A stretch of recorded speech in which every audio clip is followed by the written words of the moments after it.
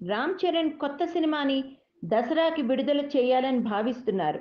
కానీ ముందుగా దసరా బరిలోకి దిగిన స్పైడర్ వల్ల ఫ్యాన్స్ మార్చుకోవాల్సి వస్తోంది. దసరా సీజన్లో రెండు పెద్ద సినిమాలు ఒకేసారి విడుదలై విజయవంతం కావడం చాలా అరుదు కనుక ఈ భారీ బడ్జెట్ చిత్రంతో పోటీకి చరణ్, సుకుమార్ల చిత్ర నిర్మాతలు సాహసించకపోవచ్చు. దసరా మిస్ అయితే నెక్స్ట్ బెస్ట్ సీజన్ సంక్రాంతి. కానీ ఈసారి సంక్రాంతికి పవన్ కళ్యాణ్ సినిమా రావడం ఖాయంగా కనిపిస్తోంది.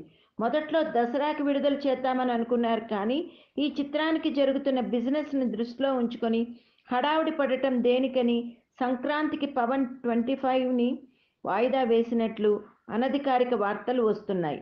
చూస్తూ చూస్తూ బాబాయ్తో పోటీకి వెళ్ళలేడు కాబట్టి మరోసారి డిసెంబర్లోనే ఈ చిత్రం విడుదల చేసుకోవాల్సి వచ్చేలా ఉంది.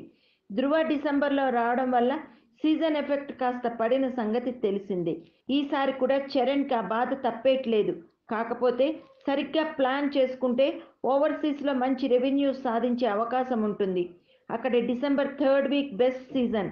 అందులోనూ సుకుమార్ బ్రాండింగ్ కూడా ఉండనే ఉంది అంటున్నారు ఇండస్ట్రీ వర్గం వాళ్ళు.